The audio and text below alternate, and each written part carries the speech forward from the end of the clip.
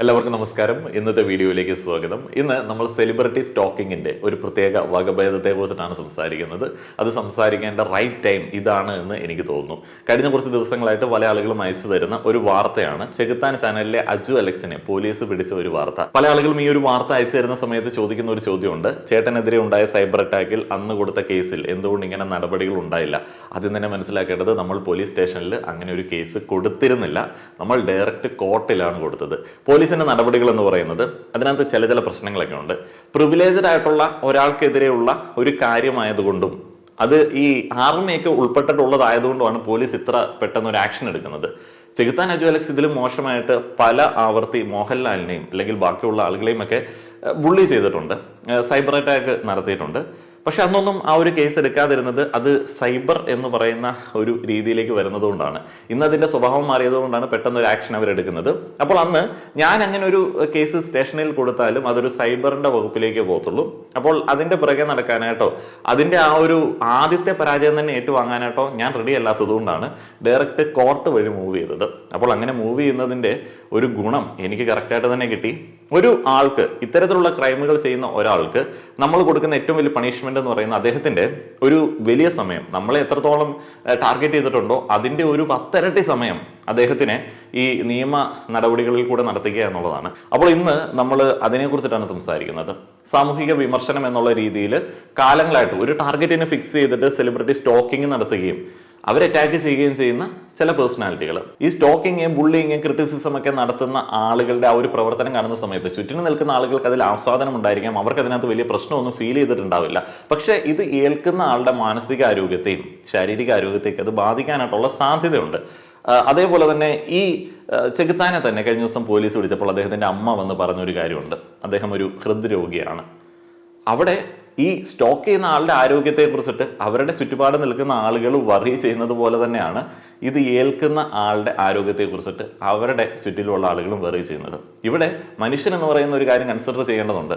ഈ മനുഷ്യനെ കുറിച്ചിട്ടും ആരോഗ്യത്തെ കുറിച്ചിട്ടൊക്കെ പറയുന്ന സമയത്ത് വീഡിയോയിലേക്ക് പോകുന്നതിന് മുൻപ് നിങ്ങൾക്ക് ഉപകാരപ്പെടുന്ന ഒരു കാര്യം പറയുകയാണ്. നിങ്ങൾക്കും കുടുംബത്തിനും ഒരു ഹെൽത്ത് ഇൻഷുറൻസിന്റെ പരിരക്ഷ ഇല്ല എന്നുണ്ടെങ്കിൽ ഓൺലൈനായി 25% ഡിസ്കൗണ്ടോടെ ഒരു ഹെൽത്ത് ഇൻഷുറൻസ് എടുക്കാൻ വേണ്ടിയുള്ള കാര്യങ്ങൾ ഡിസ്ക്രിപ്ഷനിൽ കമന്റ് ബോക്സിൽ നൽകിയിട്ടുണ്ട്. ആ ഒരു ലിങ്കിൽ ക്ലിക്ക് ചെയ്ത് കഴിഞ്ഞാൽ ഇന്ത്യയിലെ 51-ലധികം കമ്പനികളുടെ ഇൻഷുറൻസ് പ്ലാനുകൾ നിങ്ങൾക്ക് അവിടെ കാണാനായിട്ട് സാധിക്കും. ഓരോ പ്ലാനുകളും കമ്പയർ ചെയ്ത് നിങ്ങൾക്ക് അനുയോജ്യമായിട്ടുള്ളത് എടുക്കാനായിട്ടുള്ള അവസരം അവിടെയുണ്ട്. 390 രൂപയ്ക്ക് 1 കോടിയുടെ പരിരക്ഷ വരെ കിട്ടുന്ന ഹെൽത്ത് ഇൻഷുറൻസ് പ്ലാനുകൾ അവിടെ അവൈലബിൾ ആണ്. നിങ്ങൾക്കും കുടുംബത്തിനും അനുയോജ്യമായ ഒരു ഹെൽത്ത് ഇൻഷുറൻസ് പ്ലാൻ ഓൺലൈനായി എടുക്കുന്ന സമയത്ത് പ്ലാറ്റ്ഫോം നൽകുന്ന മറ്റൊരു ഉറപ്പുണ്ട്: 30 മിനിറ്റിൽ ക്ലെയിം സപ്പോർട്ട്. 25% ഡിസ്കൗണ്ടോടെ ഹെൽത്ത് ഇൻഷുറൻസ് ഓൺലൈനായി എടുക്കാൻ ആഗ്രഹിക്കുന്ന ആളുകൾ ഡിസ്ക്രിപ്ഷനിലും കമന്റ് ബോക്സിലുമുള്ള ലിങ്ക് ഉപയോഗിക്കുക. വീഡിയോയിലേക്ക് തിരികെ വരുമ്പോൾ മുന്നേ ഞാൻ പറഞ്ഞ ടാർഗറ്റ് ഫിക്സേഷൻ എന്ന് പറയുന്ന ഒരു കാര്യം പറയാം. ഈ സെലിബ്രിറ്റി സ്റ്റോക്കിങ്ങിന്റെ ക്ലാസിക് എക്സാമ്പിൾസ് ഒക്കെ എടുത്ത് നോക്കുമ്പോഴത്തേന് ഇവർക്ക് എല്ലാവർക്കും ഒരു ടാർഗറ്റ് ഉണ്ട്. അപ്പോൾ ആ ഒരു ടാർഗറ്റിനെ ഫിക്സ് ചെയ്യും. അവരുടെ ഒരു 20s അല്ലെങ്കിൽ ടീനേജിൽ വരെ ടാർഗറ്റിനെ ഫിക്സ് ചെയ്യുന്ന ആളുകളുണ്ട്. പിന്നീട് അവരുടെ ഒരു ജീവിത കാലയളവിന്റെ ഭൂരിഭാഗ സമയവും ഈ ഒരു ടാർഗറ്റിന്റെ പിറകെ ആയിരിക്കും ഇവർ പോവുക. ഇപ്പോൾ ചെകുത്താൻ ചാനലിലെ അജു അലക്സിനെ ഞാൻ സോഷ്യൽ മീഡിയയിൽ സ്കൂളിൽ പഠിക്കുന്ന സമയത്ത് കണ്ടു തുടങ്ങുമ്പോൾ പോലും, +2 അല്ലെങ്കിൽ ഡിഗ്രി ആ ഒരു സമയത്ത് കണ്ടു തുടങ്ങുമ്പോൾ പോലും ഇദ്ദേഹം മോഹൻലാലിന് എതിരെയുള്ള വിമർശനങ്ങൾ, ക്രിറ്റിസിസം, ബുള്ളിങ് പരിപാടികളൊക്കെ തന്നെയാണ്. ഈ കാലം അത്രയും 10-15 വർഷത്തിലധികം അദ്ദേഹത്തിന്റെ ഐഡന്റിറ്റിയോട് ചേർത്ത് നിർത്തി വെച്ചിരിക്കുന്നതാണ് ഈ ഒരു മോഹൻലാലിനെതിരെയുള്ള ബുള്ളിങ് എന്ന് പറയുന്ന കാര്യം. ഞാനത് കറക്റ്റായിട്ട് മനസ്സിലാക്കിയത് എൻ്റെ ഫ്ലാറ്റിന്റെ താഴെയുള്ള കെയർ ടേക്കർ ചേട്ടനുണ്ട്. അപ്പൊ ഇദ്ദേഹത്തെ ഇങ്ങനെ ഈ അജു അലക്സിനെ കുറിച്ചിട്ട് പറഞ്ഞ ഇങ്ങനെയാണ്: ഈ മോഹൻലാലിനെതിരെ ഇങ്ങനെ തെറി വിളിച്ച് നടക്കുന്ന ഒരാളുണ്ടല്ലോ. അപ്പൊ ഒന്ന് ആലോചിച്ച് നോക്കുക, അദ്ദേഹത്തിന്റെ ആ ഒരു ഐഡന്റിറ്റിയോട് ചേർന്ന് പോയി അങ്ങനെയുള്ള ഒരു കാര്യം. അവിടെയാണ് ഈ ടാർഗറ്റ് ഫിക്സേഷൻ ഉണ്ടാവുന്നത്. അപ്പൊ ഇടയ്ക്ക് ഇദ്ദേഹത്തെ ഫോളോ ചെയ്യുന്ന ആളുകൾ വിചാരിക്കും ഇയാൾ സാമൂഹിക വിമർശനമാണ് നടത്തുന്നത് എന്ന്. അല്ല, 1989 ഒരു കേസ് പറയാം. ഈ സ്റ്റോക്കിംഗ് ഇത്ര തീവ്രമായിട്ടുള്ള ഒരു സംഗതിയാണ്, ഇതിന്റെ സൈക്കോളജിക്കൽ ആസ്പെക്ട്സിനെ കുറിച്ചിട്ട് സംസാരിക്കേണ്ടതുണ്ട് എന്ന് ആളുകൾ മനസ്സിലാക്കുന്നത് ഈ ഒരു കേസ് കൊണ്ടാണ്. റെബേക്ക ഷോഫർ എന്ന് പറയുന്ന നടി 21ാമത്തെ വയസ്സിൽ ദാരുണമായിട്ട് കൊല്ലപ്പെട്ട നടിയാണ്. അദ്ദേഹത്തെ സ്ഥിരമായി സ്റ്റോക്ക് ചെയ്തുകൊണ്ടിരുന്ന വ്യക്തിയാണ് ജോൺ ബാഡോ എന്ന് പറയുന്ന വ്യക്തി. അപ്പം കാലങ്ങളായിട്ട് ഇദ്ദേഹത്തെ സ്റ്റോക്ക് ചെയ്യുന്നു, കാണാൻ ആഗ്രഹം പ്രകടിപ്പിക്കുന്നു. ആദ്യം അതൊരു ആരാധകന്റെ ഒരു രീതിയിലേക്കാണ് വന്നത്. എന്നാൽ ആ ഒരു ആഗ്രഹം നിരസിക്കപ്പെടുന്നു. ഇടയ്ക്ക് സെക്യൂരിറ്റി ജീവനക്കാർ തടയുന്നു. എന്നാൽ പിന്നീട് അദ്ദേഹം ഒരു ബ്രേക്ക് എടുക്കുന്നു. മറ്റു ചില ആളുകളിലേക്ക് ആരാധന പോകുന്നു. കുറച്ച് കാലങ്ങൾക്ക് ശേഷം ഈ ഒരു നടി മറ്റൊരു നടനുമായിട്ട് ഒരു കിടപ്പറ രംഗം പങ്കിടുന്നത് കണ്ടപ്പോൾ ഇദ്ദേഹത്തിന് ട്രിഗർ ആവുകയും വീണ്ടും കാണാനായിട്ട് വരികയും, കാണാനായിട്ട് വന്ന സമയത്ത് രണ്ടാമത്തെ തവണ കൊലപ്പെടുത്തുകയും ചെയ്തു. ടാർഗറ്റ് ഫിക്സേഷൻ ആണ്, ആദ്യം മുതൽ അവസാനം വരെ ഒരു ടാർഗറ്റിനെ ഫിക്സ് ചെയ്തിരിക്കുകയാണ്. അപ്പോൾ ഇത് ഇത്ര തീവ്രമായിട്ട് വരെ പോകുന്ന ഒരു സംഗതിയാണ്. ഈ സെലിബ്രിറ്റി സ്റ്റോക്കിങ് ഈ മോഡേൺ യുഗത്തിലേക്ക് വരുന്ന സമയത്ത് കുറച്ചും കൂടി ഈസിയാണ് ആളുകൾക്ക്. കാരണം ഈ സെലിബ്രിറ്റികളുടെ പേഴ്സണൽ ഇൻഫർമേഷൻ ഓൺലൈനിൽ അവൈലബിൾ ആണ്, അവരുടെ സോഷ്യൽ മീഡിയ പ്രൊഫൈലുകൾ അവൈലബിൾ ആണ്. അപ്പോൾ ഇവർക്ക് സംസാരിക്കാനായിട്ടുള്ള എല്ലാ കാര്യങ്ങളും, അവർ കേൾക്കണമെന്ന് വിചാരിക്കുന്ന, അവരെക്കുറിച്ച് കേൾക്കണമെന്ന് വിചാരിക്കുന്ന എല്ലാ കാര്യങ്ങളും ഇവർക്ക് ഇങ്ങനെ ലൈസൻസ് കിട്ടിയതുപോലെ വിളിച്ചു പറയാനായിട്ട് സാധിക്കും. ഇനി നമ്മളിൽ നിന്ന് വ്യത്യസ്തമായിട്ട് എന്തുകൊണ്ടാണ് ചില ആളുകളെ ടാർഗറ്റ് ചെയ്ത് അവരുടെ ജീവിതത്തിന്റെ ഭൂരിഭാഗവും അവർക്ക് വേണ്ടി മാറ്റിവെക്കുന്നത്, അവരെ ആക്രമിക്കാൻ വേണ്ടി മാറ്റിവെക്കുന്നത്? അപ്പൊ അതിന് ഒരു 3 റീസൺസ് ഒക്കെ എപ്പോഴും പറയും. Delusions of a special connection, unmet needs for intimacy or a desire for control. അപ്പൊ അവർ വിചാരിക്കുന്നത് ഞങ്ങൾക്ക് ഒരു റൈറ്റ് ഉണ്ട്, ഞങ്ങൾക്ക് ഇത് പറയാനായിട്ടുള്ള റൈറ്റ് ഉണ്ട്, എല്ലാ ആളുകളും ഞങ്ങൾ പറയുന്നത് കേൾക്കണം, എസ്പെഷ്യലി ഈ സെലിബ്രിറ്റീസ് ഞങ്ങൾ പറയുന്നത് കേൾക്കാൻ ബാധ്യസ്ഥരാണ്, ഞാൻ അവർക്ക് എങ്ങനെയൊക്കെ വളരെയധികം പ്രധാനപ്പെട്ട ഒരാളാണ് എന്ന് പറഞ്ഞാൽ ഞാനാണ് അവരെ കൺട്രോൾ ചെയ്യുന്നത് എന്നുള്ള ഒരു ചിന്ത പോലും ഈ സ്റ്റോക്ക് ചെയ്യുന്ന ആൾക്കുണ്ടാവും എന്നുള്ളതാണ് ഇതിന്റെ റീസൺ. ഞാൻ ഈ സ്റ്റോക്കിങ്ങിനെ കുറിച്ചിട്ടുള്ള ഇൻട്രൊഡക്ഷൻ ഈ ഒരു കേസിൽ തന്നത് എന്താണെന്ന് വെച്ച് കഴിഞ്ഞാൽ, എപ്പോഴും ഒരാളെ സ്ഥിരമായി ടാർഗറ്റ് ചെയ്ത് ബുള്ളി ചെയ്യുന്ന, കാലങ്ങളായിട്ട് ബുള്ളി ചെയ്യുന്ന ഒരാളെ വിമർശകനായിട്ട് നമ്മൾ കരുതരുത്. കാരണം അവർക്ക് അവരുടെ ടാർഗറ്റിന് പുറത്തുള്ള ഒരു കാര്യങ്ങളെ കുറിച്ചും ഒരു അറിവും ഉണ്ടാവത്തില്ല. ഇപ്പോൾ വയനാട് ദുരന്തമുഖത്ത് രക്ഷാപ്രവർത്തനം നടത്തുന്ന ബാക്കി കുറേയധികം ആളുകളുണ്ട്, അല്ലെങ്കിൽ അവിടെ ദുരന്തം ഉണ്ടാകാൻ വേണ്ടിയുള്ള ചില പാളിച്ചകളുണ്ട്, അല്ലെങ്കിൽ ദുരന്തമുഖത്ത് രക്ഷാപ്രവർത്തനത്തിനിടയിൽ നടക്കുന്ന ചില കാര്യങ്ങളുണ്ട്. എന്നാലും തന്റെ ടാർഗറ്റ് അങ്ങടേക്ക് വന്ന സമയത്ത് വേറൊന്നും സംസാരിക്കാതെ അതിനെക്കുറിച്ച് സംസാരിക്കുകയാണ്. വേറെ ഒരു കാര്യങ്ങളെ കുറിച്ചിട്ടും ഇവർക്ക് സംസാരിക്കാനുണ്ടാവില്ല. എന്തെങ്കിലുമൊക്കെ ഇടയ്ക്കൊന്ന് മൂഡ് മാറുമ്പോൾ വേറെ എന്തെങ്കിലും പറയും എന്നുള്ളത് ഒഴിച്ചു കഴിഞ്ഞാൽ അവരുടെ പ്രൈമറി പർപ്പസ് ഓഫ് ലൈഫ് എന്ന് പറയുന്നത് ഈ ഒരു ആൾക്ക് എതിരെയുള്ള കാര്യങ്ങൾ പറയുക എന്നുള്ളതാണ്.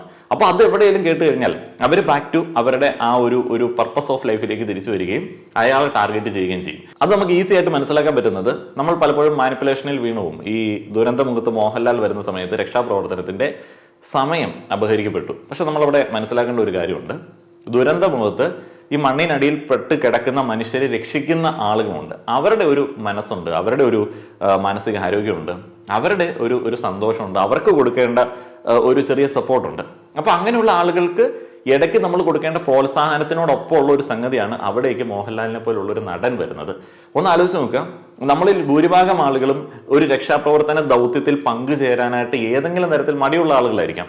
ചില ആളുകൾക്ക് ഈ ദാരുണ ദൃശ്യങ്ങൾ താങ്ങാൻ പറ്റില്ല, ചില ആളുകൾക്ക് ഈ മണ്ണിലും ചെളിയിലും ഒന്നും ഇറങ്ങി പണിയാനായിട്ടുള്ള ആ ഒരു തഴക്കമില്ല, ആരോഗ്യമില്ല. അപ്പൊ അങ്ങനെയുള്ള സമയത്ത് വളരെ കുറച്ച് ആളുകൾ മാത്രം ഏർപ്പെടുന്ന ഒരു രക്ഷാപ്രവർത്തന ദൗത്യത്തിൽ അവരെ പ്രോത്സാഹിപ്പിക്കാൻ വേണ്ടി ഒരാൾ അങ്ങടേക്ക് കടന്നു ചെല്ലുന്നതിനകത്ത് പ്രത്യേകിച്ച് ഒരു പ്രശ്നവുമില്ല. ഇനിയാണ് ഇതിലെ സോഷ്യൽ മീഡിയയുടെ റോളിനെ കുറിച്ചിട്ട് സംസാരിക്കാൻ ആഗ്രഹിക്കുന്നത്. മൃദു സ്റ്റോക്കേഴ്സ് ഉണ്ട്, തീവ്ര സ്റ്റോക്കേഴ്സ് ഉണ്ട്. മൃദു സ്റ്റോക്കേഴ്സ് എന്ന് പറയുന്നത് ഈ സെലിബ്രിറ്റീസിന്റെ പിറകെ ആരാധക വൃന്ദമായിട്ട് ഇങ്ങനെ നടക്കുക, അവരെ ഫോളോ ചെയ്യുക, അങ്ങനെയുള്ള ആളുകളാണ്, സ്ഥിരമായി അവരെ അങ്ങനെ ഫോളോ ചെയ്യുന്ന ആളുകൾ. തീവ്ര സ്റ്റോക്കേഴ്സ് എന്ന് പറയുന്നത് ഈ സ്നേഹം അങ്ങോട്ട് കൂടി അല്ലെങ്കിൽ വെറുപ്പ് അങ്ങോട്ട് കൂടിയിട്ട് അവരുടെ തന്നെ ക്യാരക്ടർ മാറിപ്പോയ ആളുകൾ, ഐഡന്റിറ്റി തന്നെ മാറിപ്പോയ ആളുകൾ എന്ന് പറഞ്ഞാൽ സമൂഹത്തിന് മുൻപിൽ അവരെ തന്നെ പ്രസന്റ് ചെയ്യാൻ ആഗ്രഹിക്കുന്നത് ഞാൻ ഇന്ന ആളുടെ ഹേറ്റർ എന്നുള്ള രീതിയിലായിരിക്കും. അവരുടെ എല്ലാ തരം പരാമർശങ്ങളിലും എല്ലാ തരം പെരുമാറ്റങ്ങളിലും അത് നമുക്ക് വ്യക്തമായിട്ട് കാണാനായിട്ട് സാധിക്കും. ഇപ്പോൾ ഈ വയനാട് ദുരന്തത്തിൽ അധികം ആളുകൾക്ക് വലിയ കാര്യമായിട്ടുള്ള വിമർശനം ഉണ്ടായില്ല.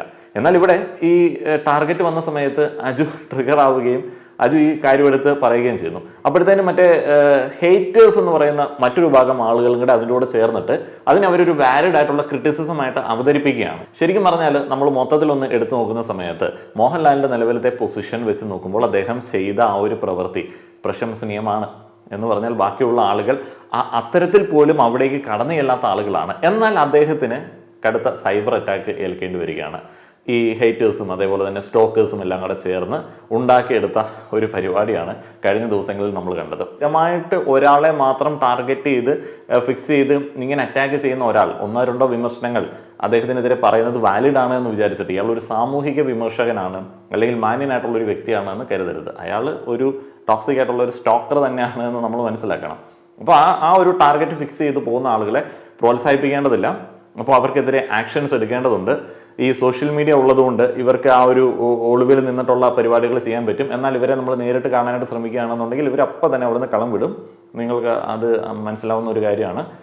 പിന്നെ ഇവർ ഒരു നിയമത്തിൻ്റെ മുൻപിലേക്ക് വരുന്ന സമയത്ത് പല ആളുകളും അപ്പോൾ അവരുടെ പേഴ്സണൽ കാര്യങ്ങളെക്കുറിച്ചിട്ട് അവലപ്പെടും, അവരവരുടെ ആരോഗ്യത്തെക്കുറിച്ച് സംസാരിക്കും, അവരുടെ ഫാമിലിയെക്കുറിച്ചിട്ട് സംസാരിക്കും. ഈ കേസുമായി ബന്ധപ്പെട്ട് ഞാൻ തിരുവല്ലയിലുള്ള അവിടുത്തെ പോലീസ് അധികാരിയെ ചാനലിൽ കണ്ടു. അദ്ദേഹത്തെ ഞാൻ മുന്നേ കണ്ടിട്ടുണ്ട്. ഞാൻ കേസ് ഫയൽ ചെയ്യുന്ന സമയത്ത് ആദർശം വിളിച്ച് പറയുന്ന അജു അലക്സ് ഭയങ്കര ആദർശവാനാണല്ലോ, ഭയങ്കര ആദർശവാനാണ്, മോഹൻലാലിനെക്കാളിലും ആദർശവാനാണ്, എല്ലാവരെക്കാളിലും ആദർശവാനാണ്. ഈ ആദർശവാൻ സ്ത്രീ സ്വാതന്ത്ര്യം അല്ലെങ്കിൽ ഇക്വാലിറ്റി എന്നീ കാര്യങ്ങളെ കുറിച്ചിട്ട് പറയുകയും ഫെമിനിസത്തെ കുറിച്ചിട്ടൊക്കെ ഭയങ്കര വിമർശനങ്ങൾ ഉന്നയിക്കുകയും ചെയ്യുന്ന ആൾ ചെയ്ത കാര്യം എന്താണെന്ന് വെച്ച് കഴിഞ്ഞാൽ, ഞാൻ ഈ പറയുന്ന വ്യക്തിയുടെ അമ്മയുടെ ഫോട്ടോ എന്തോ എടുത്തു, മോശം സാഹചര്യത്തിൽ എടുത്തു എന്നുള്ള ഒരു കാര്യമാണ് പറയുന്നത്. ഏതായാലും തിരുവല്ല പോലീസ് സ്റ്റേഷനിൽ നിന്നിട്ട് വിളിച്ചു. അവർ വളരെ സൗഹാർദ്ദപരമായിട്ടാണ് വിളിക്കുന്നത്. ഞാൻ ചെന്നു, നമുക്കൊരു ഉത്തരവാദിത്തമുണ്ട്. ചെന്ന് കഴിഞ്ഞപ്പോഴത്തേന് പരാതിക്കാരനെ കാണുന്നില്ല. അപ്പോൾ തന്നെ അവിടെയുള്ള പോലീസുകാർക്ക് ഇതൊക്കെ അറിയാം. എനിക്ക് തോന്നുന്നു മിക്കവാറും പരാതികൾ കിട്ടിയിട്ടുണ്ടാവും. അപ്പോൾ അവരിങ്ങനെ സ്ഥിരമായിട്ട് ഈ പരാതികൾ വരുന്ന സമയത്ത് ഒരാളെ ഇങ്ങനെ നോട്ടീസ് ചെയ്യുമല്ലോ. ഈ വലിയ വിമർശനം നടത്തുന്ന ആൾ ഒരു സ്ത്രീയെ ഉപകരണമാക്കിയിട്ട് ചെയ്ത ഒരു കളിയാണ് അത്. അതേപോലെ തന്നെ അമ്മ വരുന്നു, മകൻ ഹൃദ്രോഗിയാണ് എന്നൊക്കെ പറഞ്ഞിട്ട് പറയുന്നു. ഇദ്ദേഹം പോലീസ് തെളിവെടുക്കാൻ വരുന്ന സമയത്ത് അദ്ദേഹത്തിന് മരുന്ന് പാത്രവുമായി പോകുന്നു. നേരിട്ട് ചെല്ലുമ്പോഴത്തേനും വളരെയധികം സഹതാപം അർഹിക്കുന്ന ആളുകളാണ്. ഈ സോഷ്യൽ മീഡിയയുടെ ഒരു പവറാണ്, ആ ഒരു അനോണിമിറ്റിയിൽ നിന്നിട്ടാണ് ഈ വലിയ വലിയ വലിയ പരിപാടികൾ നടത്തുന്നത്. ബേസിക്കലി ഇതുപോലുള്ള കാര്യങ്ങളെ ഏതെങ്കിലും രീതിയിൽ ഇങ്ങനൊരു ആക്ഷൻ കൊണ്ട് തിരുത്താൻ പറ്റുകയാണെന്നുണ്ടെങ്കിൽ അത് നല്ലൊരു കാര്യം തന്നെയാണ്. ഇത്തരത്തിലുള്ള സ്റ്റോക്കേഴ്സിൻ്റെ വിമർശനം എന്ന് പറയുന്നത്, അവരുടെ ടാർഗറ്റിനെതിരെയുള്ള വിമർശനം എന്ന് പറയുന്നത് ഒരു കാരണവശാലും അംഗീകരിച്ചു കൊടുക്കേണ്ട ഒരു സംഗതിയല്ല. അത് വിമർശനമല്ല, അത് അവരുടെ പർപ്പസ് ഓഫ് ലൈഫാണ്. എല്ലാ മനുഷ്യന്മാരിലും എന്തെങ്കിലുമൊക്കെ നെഗറ്റീവുകൾ ഉണ്ടാവും. ആ ഒരു നെഗറ്റീവുകൾ തൻ്റെ ടാർഗറ്റിൻ്റെതാണെന്നുണ്ടെങ്കിൽ ഇവരിങ്ങനെ ക്രൂരമായിട്ട് അവർ അറ്റാക്ക് ചെയ്തുകൊണ്ടിരിക്കും. മനുഷ്യന് സ്വാഭാവികമായിട്ട് സമൂഹത്തിൽ ജീവിക്കാൻ വേണ്ടിയുള്ളൊരു അവകാശമാണ് ഇത്തരത്തിലുള്ള ആളുകൾ നിഷേധിക്കുന്നത്. സെലിബ്രിറ്റികളായി കഴിഞ്ഞാൽ ഇങ്ങനെയുള്ള വിമർശനങ്ങൾ ഏൽക്കേണ്ടവരാണ് എന്നുള്ളൊരു ചിന്ത ഇവർ ആളുകളിലേക്ക് കൊടുക്കുന്നുണ്ട്. അങ്ങനെ കൊടുക്കേണ്ടതില്ല. മോഹൻലാൽ അദ്ദേഹത്തിൻ്റെ കലാ വൈഭവം കൊണ്ട് ഓരോ സിനിമകളിൽ കൂടെ നമ്മളെ സന്തോഷിപ്പിക്കുന്നു, നമ്മളെ ചിന്തിപ്പിക്കുന്നു, നമ്മളെ ചില സമയത്ത് സങ്കടപ്പെടുത്തുന്നു. അതാണ് അദ്ദേഹത്തിൻ്റെ ജീവിതം കൊണ്ട് അദ്ദേഹം ഉദ്ദേശിക്കുന്നത്. അദ്ദേഹം സേവനങ്ങൾ ചെയ്യുന്നു. അദ്ദേഹം ഇപ്പോൾ ലെഫ്റ്റനന്റ് കേണലായി. അപ്പോൾ അങ്ങനെയുള്ള കാര്യങ്ങളിലൊക്കെ അദ്ദേഹം ജീവിതത്തിൽ പലതും ചെയ്യുകയാണ്. എന്നാൽ അദ്ദേഹത്തിൻ്റെ സ്റ്റോക്കറായിട്ടുള്ള അജു അലക്സിന് അദ്ദേഹത്തിൻ്റെ കരിയറിൽ ഒന്നും പറയാനില്ല. നമുക്ക് അദ്ദേഹത്തിൻ്റെ ഐഡന്റിറ്റി എന്ന് പറയുന്നത്, അജു അലക്സിൻ്റെ ഐഡന്റിറ്റി എന്ന് പറയുന്നത് ചെകുത്താൻ എന്ന ഐഡന്റിറ്റിയാണ്. ചെകുത്താൻ എന്ന ഐഡന്റിറ്റിയുടെ സബ് എന്ന് പറയുന്നത് മോഹൻലാലിനെതിരെ തെറി വിളിക്കുന്ന ഒരാളെന്നുള്ളതാണ്. ഒരാൾ രണ്ടാളുകൾ ലൈഫിനെ നോക്കിക്കാണുന്ന ഒരു രീതിയാണ്. മോഹൻലാൽ എത്രയോ ഉയരത്തിലാണ്. അദ്ദേഹത്തിൻ്റെ പർപ്പസ് ഓഫ് ലൈഫിൽ എത്ര കാര്യങ്ങൾ നമുക്ക് മാതൃകയാക്കാൻ പറ്റുന്നുണ്ട്. ഒരാളിവിടെ ജീവിതം പാഴാക്കിയിരിക്കുകയാണ്, എന്നിട്ട് അദ്ദേഹത്തെ സമൂഹം വലിയ രീതിയിൽ അംഗീകരിക്കുകയാണ്, വലിയ വിമർശകൻ എന്ന് പറയുന്നത്. ലൈഫ് വേസ്റ്റ് ചെയ്തവനാണ്, ഐഡന്റിറ്റി ഇല്ലാത്ത ഒരു വ്യക്തിയാണ്, മറ്റൊരാളുടെ തണലിൽ ജീവിക്കുന്ന ഒരാൾ. അപ്പോൾ ഇങ്ങനെയുള്ള ആളുകളെ നമ്മൾ പ്രോത്സാഹിപ്പിക്കേണ്ടതില്ല. സെലിബ്രിറ്റി സ്റ്റോക്കിങ്ങിൻ്റെ ഏതെങ്കിലുമൊക്കെ വകഭേദം നിങ്ങൾ ആരംഭിച്ചിട്ടുണ്ടെങ്കിൽ മക്കളെ മനസ്സിലാക്കിക്കൊള്ളുക, നാണം കെട്ട ഒരു ജീവിതമാണ്. ഐഡന്റിറ്റി നഷ്ടപ്പെടും. നമുക്കെല്ലാവർക്കും ഒരു വ്യക്തിത്വമുണ്ട്, നമുക്കൊക്കെ പല കാര്യങ്ങൾ ചെയ്യേണ്ടതുണ്ട്. അവിടെ നമ്മൾ മറ്റൊരാളെ ഹെയ്റ്റർ എന്നുള്ള നിലയിലോ ആരാധകൻ എന്നുള്ള നിലയിലോ അറിയപ്പെടുന്നിടത്തോളം നാണം കെട്ട ഒരു പരിപാടിയില്ല. ഉണ്ണിക്കണ്ണനോ കൊച്ചുകണ്ണനോ എന്നൊക്കെ പറഞ്ഞ് പുറകെ നടക്കുന്ന കുറേ അമ്മമാരുണ്ട്. അമ്മമാരുടെയൊക്കെ ഐഡന്റിറ്റി അമ്മമാർ ചേർത്ത് വയ്ക്കുന്നത് ഇന്നയാളുടെ ഫാൻ എന്നുള്ള രീതിയിൽ എന്തൊരു പരാജയമാണ്. അങ്ങനെയൊക്കെ ആവാതിരിക്കുക. അങ്ങനെ ഒരു പർപ്പസ് ഓഫ് ലൈഫിനെ നമ്മൾ പ്രോത്സാഹിപ്പിക്കേണ്ടതില്ല.